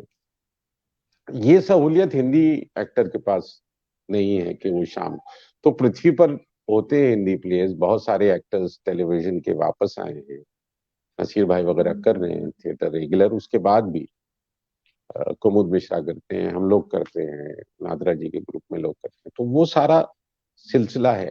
मगर बात वही है कि साल में 12 दिन 13 दिन का परफॉर्मेंस से ज्यादा आपको टाइम मिलता नहीं। तो वो जो एक कंटिन्यूटी में जो एक ग्रोथ है, काम की भी, थिएटर की भी, एक्टर्स की भी, वो, और एक्टर्स आपके साथ जुड़े रहे हैं, वो स्थिति, तो वो सारी समस्याएं दूसरी तरह से आके खड़ी हो जाती। तो मुझे आज भी ये सारी बातें इस फोरम से इसलिए करना चाह रहा हूँ क्योंकि इन इश्यूज पर हमारे यहाँ चर्चा नहीं होती। जैसा आपने कहा ना, रिहर्सल की स्पेस का किराया देना पड़ता है, बिल्कुल। ऑडिटोरियम का किराया, टिकट सेल की गारंटी नहीं होती। अब आप उस सब के बीच में एड दिए बिना मुंबई में आप थिएटर कर नहीं सकते। तो न्यूज़पेपर एड्स और थिएटर का रेंट मिला के ठीक ठाक अमाउंट हो जाता है, वो बिल्कुल। जनरेट करना ही अपने आप में बड़ी चीज हो जाती है। तो I have done all that, इसलिए मैं बात कर रहा हूँ, क्योंकि वो नाटक भी मैंने किया है, शुरुआत वहीं से की है। तो हिंदी में ऐसा नहीं कि मैंने प्रोफेशनली कमर्शियली नाटक करने की मुंबई में कोशिश नहीं की, मैंने की है, और अपनी तरह से जितना भी मन पड़ा की है, बिना 1 रुपए की स्पॉन्सरशिप लिए या सरकारी मदद ली। और सरकारी प्रोग्राम्स में न जाने का कारण बड़ा सीधा है, मैं वारंगम में अप्लाई नहीं करता, मैं और दूसरी जगह इसलिए नहीं करता क्योंकि वो आधे टाइम आपसे झूठ बोल रहे होते हैं, उनके पास बड़े फिल्म के स्टार्स को देने के लिए फ्लाइट भी होती है, ये भी होती है। मगर अब देखिए ना, वारंगम की एक बड़ी मजेदार बात है कि निर्देशक को एक एयर टिकट मिलता है, क्योंकि वो स्कीम निर्देशक ने बनाई है, तो सारे निर्देशकों ने निर्देशक के लिए तो एयर टिकट कर लिया। एक्टर जो है बेचारा, वो ट्रेन से आएगा सेकंड क्लास स्लीपर से, कंसेशनल फॉर्म पे। तो अब वो जो गुवाहाटी से चला आ रहा है, पटना से चला आ रहा है, वो आपके लिए यहाँ आएगा। आपके यहाँ मैंने वामन साहब जब देखते थे तब भी ये कहा था कि आप प्लेस कम कर दीजिए, पर 10 ही बुलाइए, मगर इज्जत से तो बुला ले। अगर आप लोग नहीं दोगे एसी फेयर, तो इस देश में तो पहले ही आपको झोले ले और कटोरा लेके घुमाने के लिए बेचैन घूम रहे हैं सब लोग। तो आप अपने घर में इज्जत नहीं करेगा आदमी, तो बाहर वाले से हम क्या इज्जत करें? वो तो सीधा पलट के कहते हैं आपको, वहां वहां वारंगम में जाते हैं सर, तब कोई कुछ नहीं बोलता, आप क्यों ऐसा बोल रहे हो? तो मैं कहता हूँ भाई ठीक है, मेरी गलती है, चुप हो जाता हूँ। मगर फैक्ट ये है कि हमने जो यार्डस्टिक तैयार की, जो मापदंड बनाए हैं रंगकर्मी के, वो अभी तक इम्प्रूव नहीं हुए। जैसे एक एक दौर था कि क्लासिकल आर्टिस्ट के पेमेंट और फोक आर्टिस्ट के पेमेंट में जमीन आसमान का फर्क होता था। उसी मंच पर फेस्टिवल ऑफ इंडिया में अगर ये कोई प्राइवेट स्पॉन्सर है, तो जो एक बड़े कलाकार को पैसे मिल रहे हैं क्लासिकल के, और जो तीजन बाई को पैसे मिल रहे हैं, उसमें जमीन आसमान का फर्क होता है। अब वो जिस भी कारण से है, मैं उस कारण में नहीं जाता हूँ, अब मुझे नहीं पता स्थितियां क्या है, मगर एक एक तरह से हमने ये खुद से ही तय कर लिया था, मान्यता चली आ रही थी तो मेरा कहना यही है कि जब हम इन सब चीजों को इज्जत, आपको पद्म भूषण, पद्म विभूषण, पद्मश्री सब आप इनको भी देते हैं, और क्लासिकल आर्टिस्ट को भी देते हैं, और थिएटर वाले। अब पद्मश्री आपको एक कंफर्म ट्रेन टिकट नहीं दिला सकता इमरजेंसी में। एक एमएलए बनता है आदमी, उसको जीवन भर की पेंशन मिलती है, वो भले 15 दिन सरकार रही हो या पूरे 5 साल चली। यहाँ रंगकर्म के लिए जिन्होंने पूरा जीवन दिया, उनको इस बात की गारंटी नहीं है कि मुझे अगर जाना पड़ेगा तो मेरे पास कंफर्म सीट लास्ट मिनट पे मुझे मिल पाएगी या नहीं। सो जिस देश में हम अब भारत रत्न देकर आपने, मैं बिस्मिल्लाह खान खान साहब को लखनऊ के रेलवे स्टेशन पे अकेला खड़ा देखा, इंतजार करते हुए कि सरकारी कौन आया है लेने। भारत रत्न थे, he was suppose to be a state guest everywhere. True. लेकिन जब मैं ये देखता हूं तो मुझे लगता है कि इन सारे इश्यूज पर हम सब सब बेचैन घूमते हैं, हमको पद्मश्री दे दो, हमको पद्म भूषण दे दीजिए, चिट्ठी दे दीजिए, एमपी से कहलाइए, एमएलए से कहलाइए। मगर वो पद्मश्री एक सोशल रिकग्निशन है, सरकारी रिकग्निशन है, बहुत इज्जत की बात है। मैं उस सम्मान के वो नहीं कर रहा हूँ, उसको छोटा नहीं मान रहा हूँ मैं। वो सम्मान सम्मान है, उसका सम्मान कर रहा हूँ। मगर मैं कह रहा हूँ उसके साथ जो प्रिविलेजेस हैं, अगर ट्रू। आपके पूरे जीवन के रंग कर्म के कंट्रीब्यूशन के लिए एक्नॉलेजमेंट है, तो उस एक्नॉलेजमेंट के रिटर्न में कलाकार के पास कोई सुविधा है? अस्पताल में आपको फर्स्ट क्लास ट्रीटमेंट मिलने की गारंटी है? ट्रू। ट्रू। इंश्योरेंस है आपके पास? ये स्थिति है कि आप 20 लाख रुपए का इलाज करा सकें, पद्मश्री है इसलिए? तो वो सब प्रिविलेजेस नहीं है। सरकार आ जाती है, चीफ मिनिस्टर कहता है जी हम खर्चा दे देंगे, ये फला एडमिट हुए, फला ये। मगर जो एवरेज कलाकार है, जिसके पास ये सुविधाएं भी नहीं है लेकिन उसने पूरा जीवन दिया, दे दिया। उसके लिए हमारे पास इंश्योरेंस स्कीम तक नहीं है। नाम नहीं लेना चाहिए मगर हमारे एनएसडी के, बीएनए के बहुत सारे ऐसे स्टूडेंट्स हैं जो इस दौरान गुजर गए, और जी। उनके इलाज के लिए अपील्स हो रही हैं, अकाउंट नंबर दिए जा रहे हैं। वो मुझे लगता है, not that we should not help, we should help, yes. मगर कलाकार के लिए ये स्थिति नहीं होनी चाहिए। आप अगर, और ये मैं यूनियन बनाते हैं, अंजडा बना, हम सब ने किया, तो मेरा यही था कि वेलफेयर के लिए क्या है, are you giving us insurance? आप इंश्योर करा रहे हो हमारे अपने मेंबर्स को? तो हमारे यहाँ जो self respect, dignity of artist है, लेबर है, वो ब्यूरोक्रेसी के आगे बिल्कुल कलाकार बेचारा क्यों जाएगा शास्त्री भवन बैठेगा जाकर? सो मेरा कहना यह है कि हम लोग रंगकर्म के बारे में बात कर रहे हैं, कलाओं के बारे में बात, मगर हम कलाकारों की स्थिति, कला को कैसे और समृद्ध किया जाए। देखिए, कलाकार समृद्ध होगा तो कला समृद्ध होगी, यस, बिल्कुल। बिल्कुल। है ना? आप, बिल्कुल। लेकिन हमारा कोई रंगकर्मी अगर कार में घूमता है तो 80% कहते हैं कि इसने ग्रांट खा ली, क्योंकि हम आशा ही नहीं करते हैं कि रंगकर्मी जो है वो कार में कैसे घूमेगा भाई, है ना? आपको लगता है कि ये क्या बात हुई, अरे यार थिएटर करते करते कार ले ली, जबकि ये बड़ी सिंपल सी बात है भाई। अपर डिवीजन क्लर्क ले लेते हैं कार, बिल्कुल। मगर रंगकर्मी लेता है तो उसको हम इंफीरियर मान लेते हैं कि नहीं यार कुछ गड़बड़ जरूर है। तो ये तो आपका परसेप्शन है सोशल। तो हम, मुझे हमेशा ये लगता है कि हमने अपनी सोशल पोजीशन को लेके, कलाकारों की पोजीशन को लेकर इस पर कोई बहुत गहरी चर्चा तो की होगी बिल्कुल। सेमिनार्स में, आई एम श्योर। मगर वो सब लोग करते हैं जो जो अगर खुद ठीक है तो हिंदी थिएटर ठीक रहता है, अगर वो ठीक नहीं है तो हिंदी थिएटर खराब रहता है। तो 15 लोग घूम घूम के देश में सेमिनार कर लेते हैं, वो एक अलग जमात है सेमिनार वाली। मगर जो फील्ड पे काम कर रहा है रंगकर्मी, जिसकी आवाज हमें यहाँ तक नहीं आती, उसके बारे में भी चर्चा होनी चाहिए। जी, अभी कुछ सवाल आ रहे हैं क्या लोगों के मुझे? जी, सवाल में बहुत सारे लोग हमारे साथ जुड़े हैं। हमारे साथ प्रतिमा कनन जी जुड़ी हैं, बेहतरीन अदाकारा। अच्छा, दिल्ली हाँ रंगमंच में एक जानता बार हूँ, प्रणाम, प्रतिमा जी हमारी बहुत-बहुत। बड़ी अजीज अभिनेत्री भी हैं और हम लोगों ने काम भी किया साथ। जी। और अनीस आजमी से लिखते हैं, सलीम साहब आपने जो किया बहुत ही मयारी काम किया है, जिंदाबाद। जी और आपने दुखती रग पर हाथ रख दिया, बिल्कुल सही।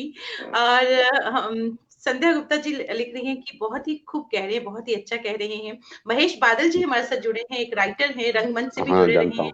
जानता हूँ महेश लिखते जी हैं कि को। वन जी, of the best session of शख्सियत। बहुत बहुत शुक्रिया, अरे बहुत बहुत शुक्रिया। बहुत शुक्रिया शबीर आप मुजाहिद, सब।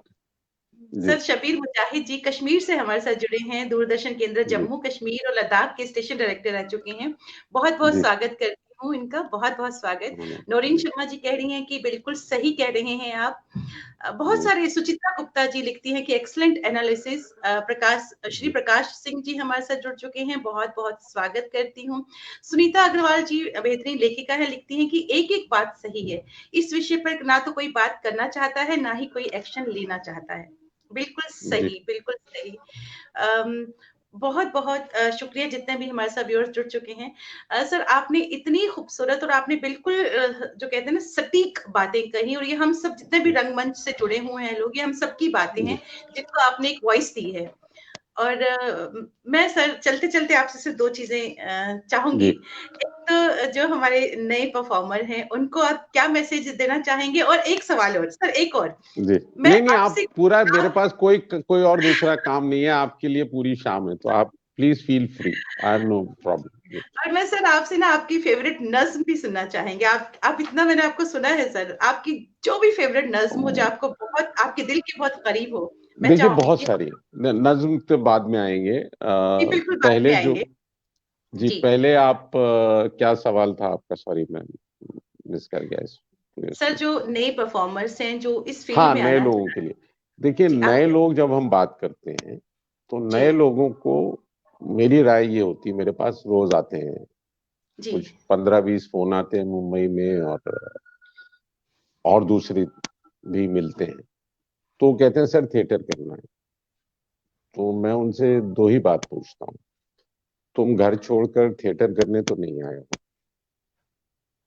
तुम फिल्म और टीवी के लिए आए हो, कोई बुरी बात नहीं है। जी, फिल्म में स्टार बन जाओ, टीवी में स्टार बन जाओ, घर गाड़ी ये सब जब हो जाए तुम्हारा, फिर थिएटर में आना।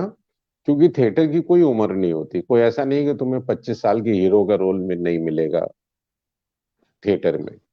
थिएटर में 35 साल का आदमी 25 साल का रोल करता है, कोई समस्या नहीं है। और 35 साल का आदमी 75 साल के आदमी का भी रोल करता है, उसमें भी कोई समस्या नहीं।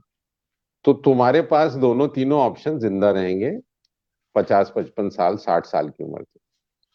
सिर्फ इसलिए थिएटर करना चाह रहे हो कि स्टॉप गैप अरेंजमेंट है, कि जब तक कोई काम नहीं मिलता है तो हम करें, वो ठीक नहीं है, ना तुम्हारे लिए ना थिएटर के लिए। तो पहले तो मैं राय देता हूँ सारे यंगस्टर्स को कि अपनी तरफ उनको ईमानदार होना बहुत जरूरी है। आदमी पूरी दुनिया से झूठ बोल सकता है, अपने आप से नहीं बोलना चाहिए, कम से कम। तो उससे ये होता है कि आपने अपने आप को अगर सच बोल दिया, आपकी बेसिक इंटेंशन क्या है?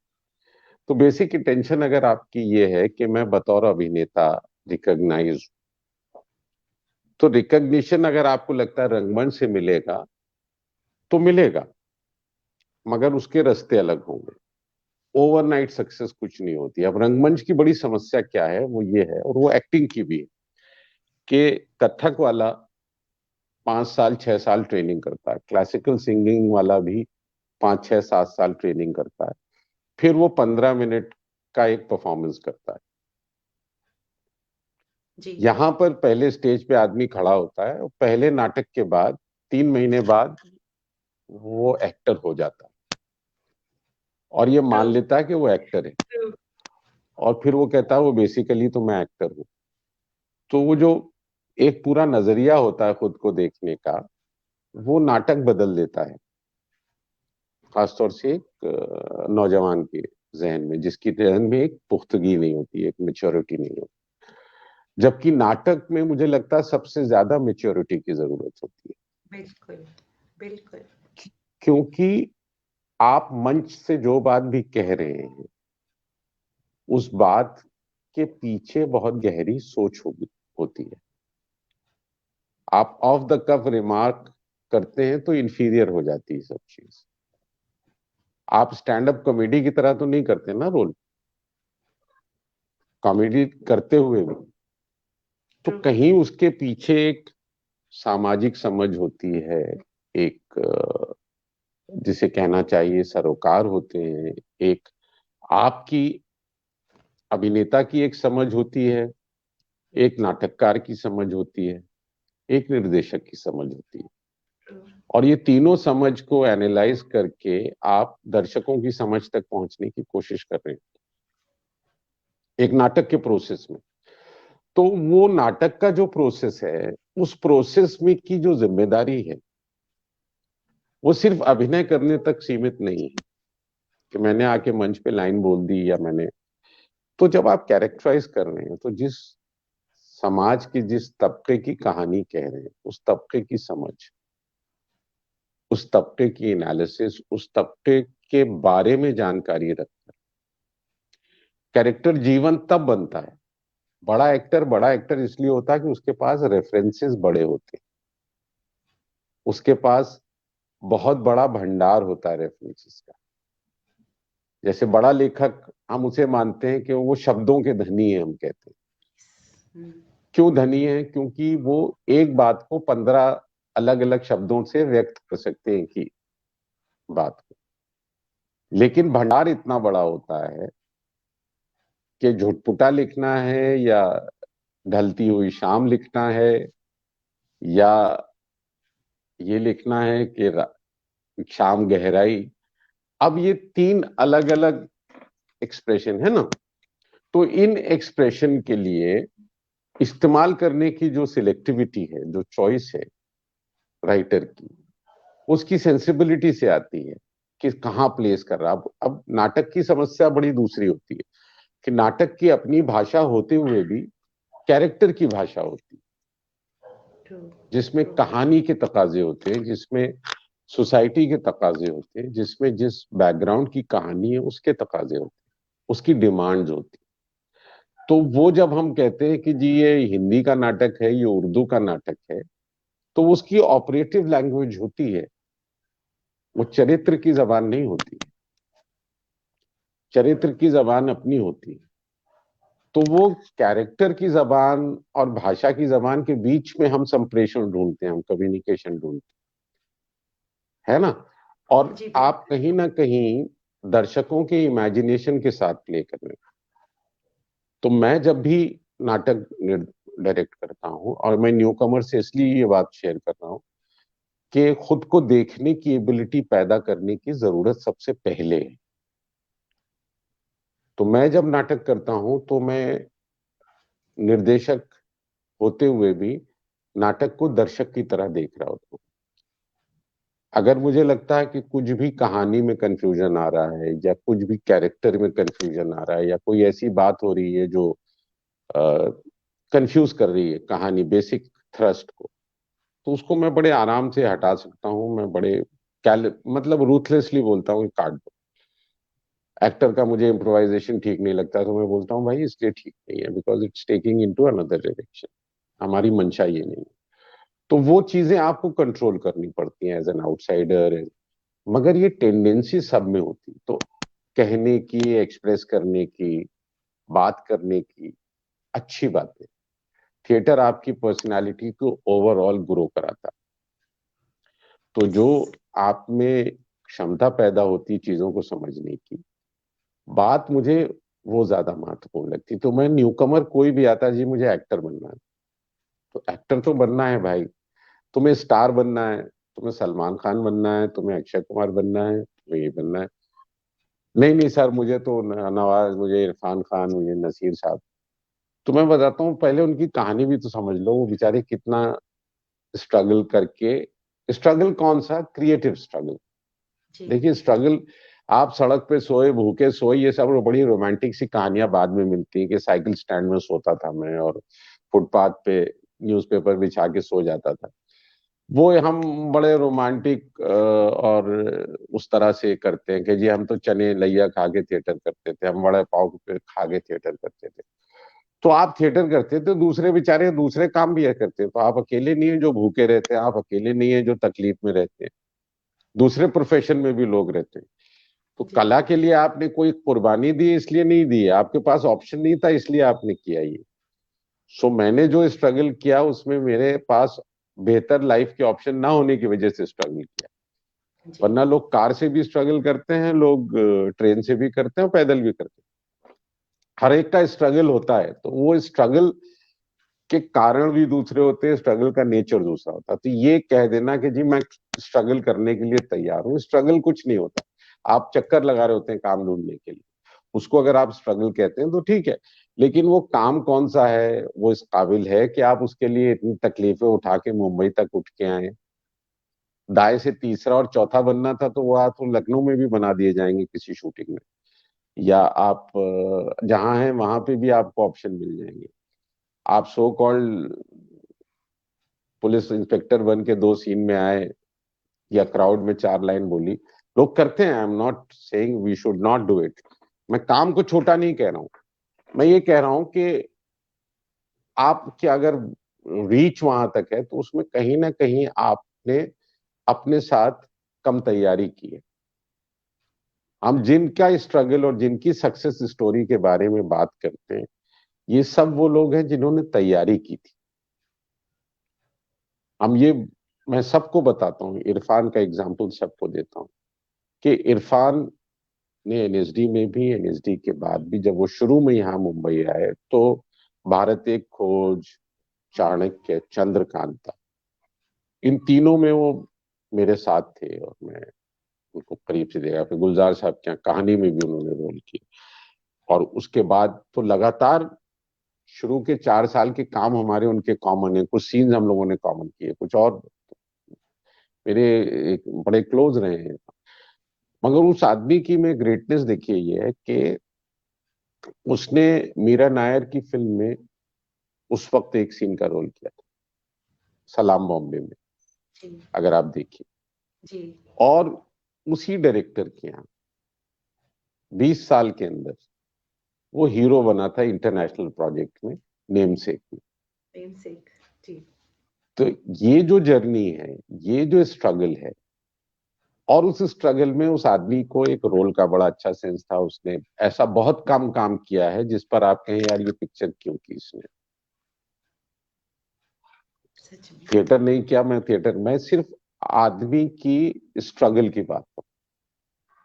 उसने उतना ही टेलीविजन और वो काम किया जितने से वो सरवाइव कर सके, उसमें फंसा नहीं, क्योंकि उसका गोल दूसरा था। And he went on to become India biggest international actor, सारे जी, बड़े लाइफ ऑफ पाए हो या दूसरा। तो आप सोचिए उस आदमी का अपने बारे में जो विजन था, अपने बारे में जो सोच थी, उसने उसके लिए कैसे रास्ते चुने और कैसे गया। तो ऐसा नहीं कि उस सेक्रीफाइसेस उसने नहीं किए या दूसरे एक्टर्स ने। तो मेरा कहना सिर्फ ये है कि बड़ा मौका तो मिलेगा, लेकिन उस बड़े मौके पे आपको एक्सप्लॉइट करना, उसका रन बनाना, ये बिल्कुल वैसी ही कि मैं टीम में सिलेक्ट करके आपको भेज दूंगा और आपको मैंने 11 नंबर भेज भी दिया, अब मैदान में जाके रन तो आपको ही बनाने, मैं तो नहीं बनाऊंगा। तो जब आप जी, मैदान में हैं तो इतनी लियाकत तो पैदा कर लो कि जब रन बनाने की एबिलिटी आ जाए, सिलेक्ट होना और मंच पर खड़ा होना अपने आप में कोई अचीवमेंट नहीं, कंट्रीब्यूट करना, अपनी तरह से अपनी ग्रोथ देखना। तो मैं न्यू कमर को 2 ही बातें कहता हूं, अपने से ईमानदार रहो, सच्ची बात जानो कि तुम कोई काम क्यों करना चाहते हो, और ये देखो कि तुम क्या काम अच्छा कर सकते हो। अगर उन दोनों में कोई मैचिंग है तो कोशिश करके देखो। मेहनत सब फील्ड में है, सब जगह होती है। आसान जीवन में कुछ नहीं होता। शुरू में जी, आसानी होती है तो बाद में तकलीफ होती है, तो ऐसा नहीं है, वो सबके साथ होता है, सबकी अलग अलग तरह से होता है। एक का स्ट्रगल दूसरे से अलग होता है, एक सा होते हुए भी। तो वो स्ट्रगल नहीं है मेरे नजदीक। इंपॉर्टेंट बात यंगस्टर्स को समझने की ये है कि हम जी थिएटर करना चाहते हैं, लेकिन थिएटर अपने आप में अनफॉर्चुनेटली इंडिया में कोई अपने आप में एंड नहीं है कि आपने एक करियर चुना और उसको आप आखिर तक परस्यू करेंगे। और मैं इसमें कोई बुरी बात नहीं मानता कि थिएटर के एक्टर को फिल्म भी करनी चाहिए, टीवी भी करना चाहिए, वॉइस ओवर भी करना चाहिए, एंकर भी करना चाहिए, डबिंग भी करनी चाहिए। उससे जो काम हो सकता है अभिनेता, वो अभिनेता का काम करना चाहिए। पूरी दुनिया में आपको जान के ताज्जुब होगा, इंग्लैंड में, अमेरिका में 85% प्रोफेशनली ट्रेन्ड एक्टर्स अनएम्प्लॉयड होते हैं। किसी भी समय 15% से ज्यादा प्रोफेशनल लोगों को एम्प्लॉयमेंट नहीं मिलता, और वो 85% लोग किसी पब में काम कर रहे होते हैं, किसी बुक स्टोर में काम कर रहे होते हैं, कहीं और काम कर रहे होते हैं, शॉप में शॉप असिस्टेंट के तौर पर मॉल्स में काम कर रहे होते हैं। और उनको वो ओनर्स सपोर्ट करते हैं कि हाँ यार ये कलाकार है, इनका ये काम नहीं है, वी शुड सपोर्ट देम, तो उनको वो जॉब्स देते हैं। और उसके बाद वो ऑडिशन के लिए परमिशन लेके जाते भी हैं और ऑडिशन भी करते हैं उसके बीच में, और उसी में से उनके रास्ते बनते हैं। मगर ना तो वो ये पब में काम करते हुए शर्माते हैं, ना वो मॉल में काम करते हुए शर्माते हैं, और ना ये कहते हुए शर्माते हैं कि वो प्रोफेशनल एक्टर हैं, मगर अभी काम नहीं है इसलिए ये काम कर रहे हैं। मगर मेंटल क्लैरिटी उनको भी है, काम देने वाले को भी है, और जो इज्जत है वो अपनी जगह। और एक बार जब वो बन जाते हैं तो फिर वो काम में फिर ऐसा होता है कि आपको एक एड मिला या फिल्म मिली या कुछ भी मिला, तो उसमें आप इतने पैसे कमा लेते हैं कि आप 3-4 महीने रह सके ठीक से। हमारे यहाँ वो स्थिति नहीं है, क्योंकि जाहिर है हमारे यहाँ लोग बहुत ज्यादा है, चॉइसेस बहुत ज्यादा है। तो आप एक काम को ना करते हैं तो खुद अपना कंपटीशन क्रिएट कर लेते हैं ना कह के, क्योंकि किसी दूसरे आदमी को वो रोल तो कोई ना कोई करेगा, आप नहीं करेगा कोई दूसरा करेगा, तो वो रोल फिर दूसरे आदमी के पास जाता है। तो वो एक स्थिति रहती है। अब उस सारी इनसिक्योरिटीज और उस सारी समस्याओं के बीच में लोग अपनी जगह बनाते हैं, लेकिन वो अपनी जगह वही बनाते हैं अगर बड़ी सीधी सी बात है, उसमें कोई ज्ञान देने वाली बात नहीं है। जितनी गहरी गहरी जड़ें होंगी उतना मजबूत और बड़ा पेड़ होगा। जितना आपके डेटा बैंक में इंफॉर्मेशन आप डालेंगे, बैंक में जितने आप पैसे डालते हैं उतने ही आप ड्रॉ कर पाएंगे। तो ये मत सोचिए कि बाप की तरह कोई एक एटीएम होगा जो डालता रहेगा और आप निकालते रहेंगे। आपको खुद अपने जड़ों को सींचना होगा, अपने आप को नर्चर करना होगा, नरिश करना होगा, तैयार करना होगा। This is the only way. Teachers मिलेंगे, मेंटोर्स मिलेंगे, गाइड मिलेंगे, उनसे आपको बहुत सी अच्छी बातें मिलेंगी, बहुत सी दिशाएं मिलेंगी, बहुत सी समझ आएगी। वो लेना भी आना चाहिए, क्योंकि श्याम बेनेगल साहब की भाषा समझने के लिए भी आप में एक लियाकत होनी चाहिए। ऐसा नहीं कि वो आपने उठ के चल दिया, आप वो कुछ बोलेंगे आप समझेंगे कुछ, क्योंकि आपका वेवलेंथ ही नहीं मैच करेगा। बिल्कुल तो सही। मेरा कहना यही है कि जिन जिन बातों की मैं अगर ये मैं अपने एक्सपीरियंस से शेयर कर रहा हूँ कि श्याम बेनेगल साहब ने कहा अच्छा you are from National School of Drama, so you have done that, okay come do this project. तो 3 मिनट में उस आदमी ने मुझे असाइनमेंट दे दिया इतना बड़ा। तो वो 3 मिनट का उस आदमी का कॉन्फिडेंस था कि मैं इससे काम ले लूंगा, ये काम करने को तैयार है, मैं इस लड़के से काम ले लूंगा। सो ये जो एक था, and he knew that he needed young people for the project, जो 24 घंटे डिवोट कर सके, जिनकी लाइफ में कोई बच्चे को अस्पताल लेके जाना है, उसको बीवी को वहां लेके जाना है, ऐसी कोई हासिल नहीं, because that project demanded that kind of attention and time.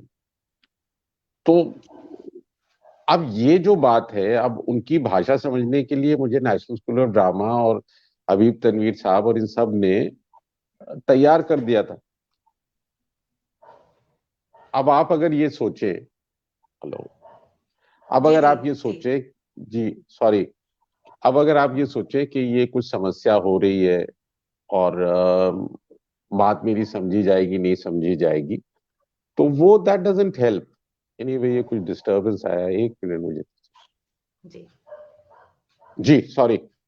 जी जी जी।